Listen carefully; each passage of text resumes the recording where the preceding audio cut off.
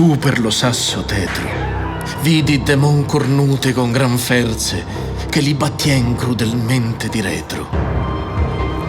Nella prima fossa sono puniti gli sfruttatori e seduttori di donne, entrambi frustati da diavoli cornuti.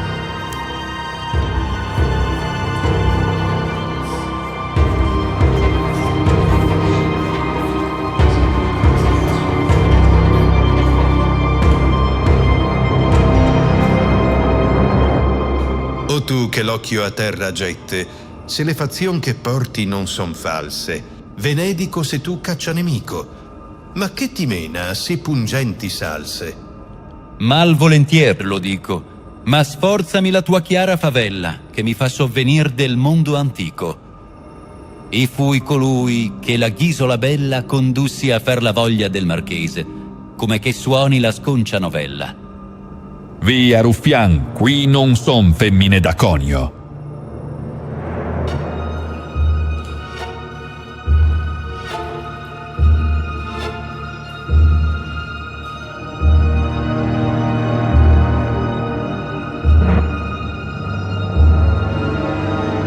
Guarda quel grande che vene, e per dolor non par lacrime spanda.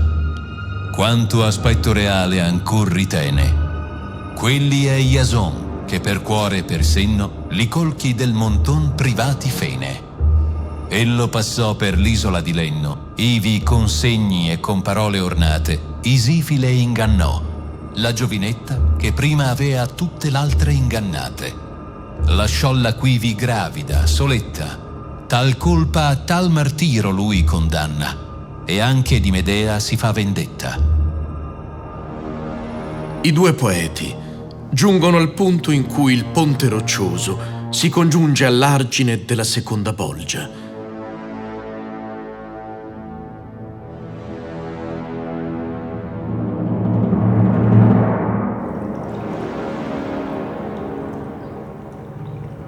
Nella seconda bolgia sono puniti gli adulatori. Qui le pareti sono incrostate di muffa e i dannati sono immersi nello sterco.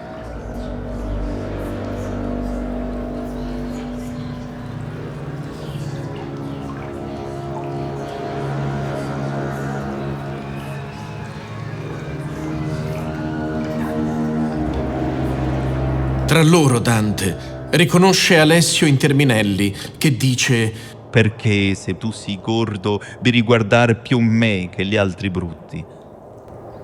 Perché se ben ricordo, già t'ho veduto quei capelli asciutti, e se Alessio Interminei da Lucca, però t'adocchio più che gli altri tutti. Qua giù m'hanno sommerso le lusinghe, un dio non ebbi mai la lingua stucca. Fa che pinghe il viso un poco più avante, sì che la faccia ben con l'occhio attinghe di quella sozza e scapigliata fante che là si graffia con l'unghie merdose, e or s'accoscia, e ora è in piedi stante. Taide, la puttana che rispose al drudo suo quando disse: ho io grazie grandi a poté, anzi maravigliose, e quinci sian le nostre viste sazie.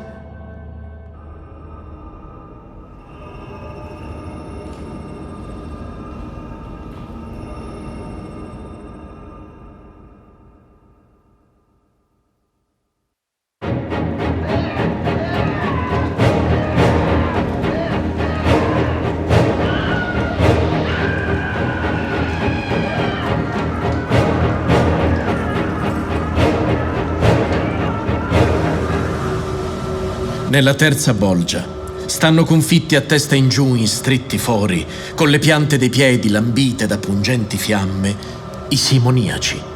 Coloro cioè che ad imitazione di Simon Mago peccarono trafficando per denaro le cose sacre, beni spirituali ed uffici ecclesiastici. Chi è colui, maestro, che si cruccia guizzando più che gli altri suoi consorti e cui più roggia fiamma succia? Se tu vuoi che ti porti laggiù per quella ripa che più giace, da lui saprai di sé e dei suoi torti. Il foro, a cui Dante si accosta curioso, è quello assegnato ai papi, dove ora sta a capofitto Niccolò III,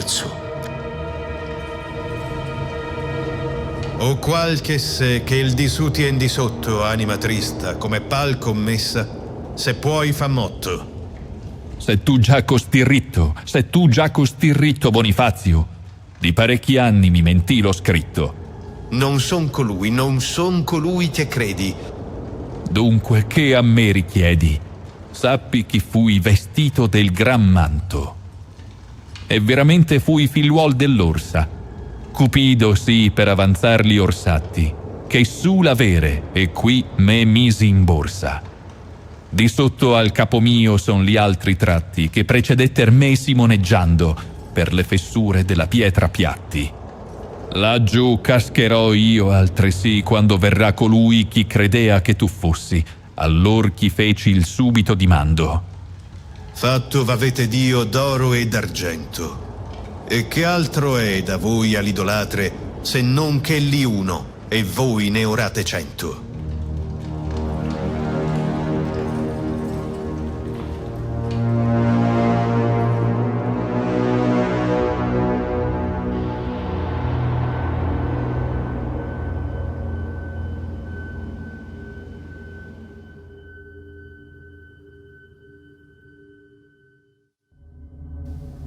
Nella quarta bolgia sono puniti gli indovini, i maghi ed astrologi. Da vivi eccedettero nel parlare e ora devono tacere. Corsero con la mente oltre il limite prefisso allo sguardo. Ora hanno il passo lento e legato. Spinsero innanzi gli occhi nell'illusione di penetrare il futuro e ora son costretti, con atroce stravolgimento di capo, a tenere il viso eternamente rivolto indietro. Drizza la testa, drizza, e vedi a cui saperse agli occhi di Teban la terra, perché i gridavan tutti, dove rui anfiarà o perché lasci la guerra? E non restò di ruinare a valle fino a Minos, che ciascheduno afferra. Vedi Tiresia, che mutò sembiante quando di maschio femmina divenne, cangiandosi le membra tutte quante. Arunta è quel che al ventre li s'atterga, e quella che ricopre le mammelle che tu non vedi, con le trecce sciolte e a di là ogni pilosa pelle, manto fu, che cercò per terre molte, poscia si puose là dove nacqui io. Quel che dalla gota porge la barba in sulle spalle brune, Euripilo ebbe nome. Quell'altro che ne fianchi è così poco, Michele Scotto fu, che veramente delle magiche frode seppe il gioco. Vedi Guido Bonatti, vedi Asdente, ch'avere inteso al cuoio e allo spago ora vorrebbe, ma tardi si pente.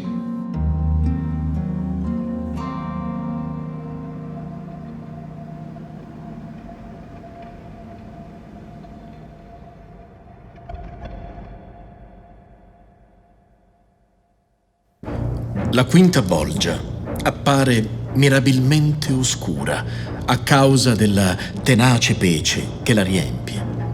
Nella pece sono immersi i barattieri, coloro che per procurarsi lucro fecero mercato fraudolento delle cose pubbliche. Dante vede un diavolo nero che corre agilmente su per il ponte. Ha sulla spalla l'anima di un dannato. Virgilio invita Dante a nascondersi dietro una sporgenza rocciosa e si fa avanti per trattare il loro passaggio coi diavoli detti male branche che gli si fanno incontro come cani rabbiosi. Nessun di voi sia fello.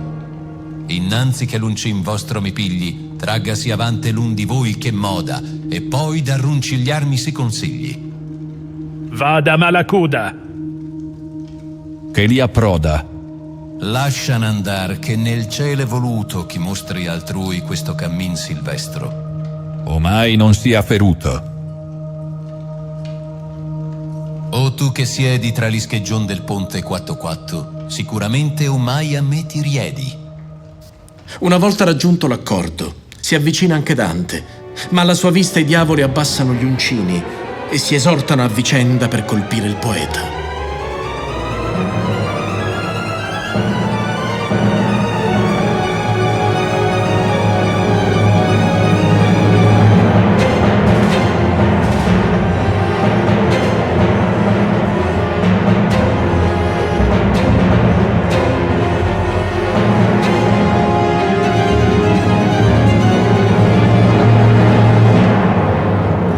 L'intervento del loro capo, Malacoda, li richiama all'ordine. Rivolgendosi ai due poeti, li informa che non possono procedere oltre, poiché il ponte roccioso che sovrasta la sesta bolgia è crollato il giorno della morte di Cristo.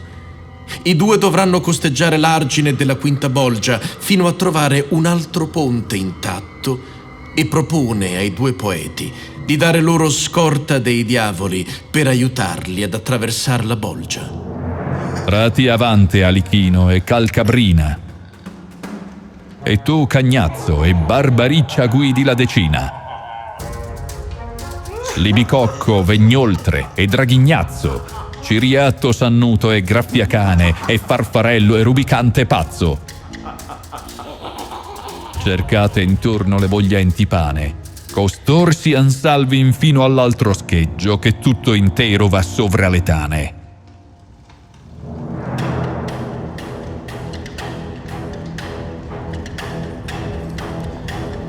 Dante e Virgilio procedono lungo l'argine della quinta bolgia, cercando di scorgere i peccatori immersi nella pece bollente, che sembrano rane immerse in uno stagno.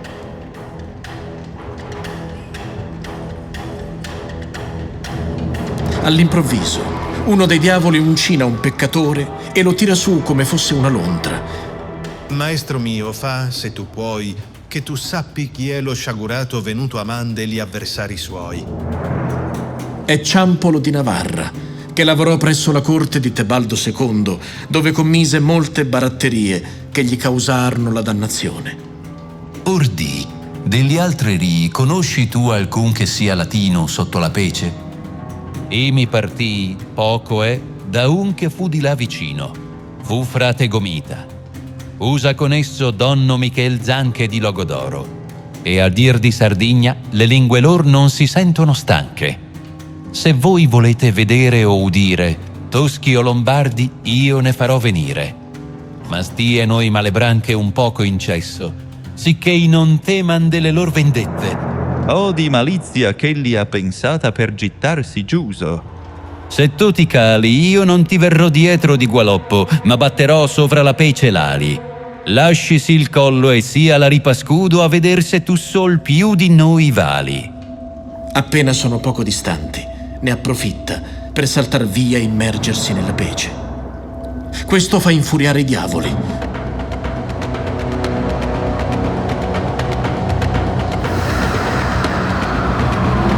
Uno di loro cerca di prenderlo al volo come il falcone con l'anatra, poi due, azzuffandosi, finiscono anche loro nella pece.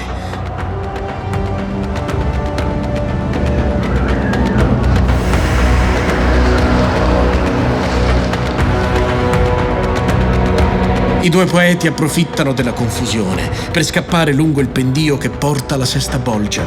I demoni li inseguono, ma non possono proseguire oltre.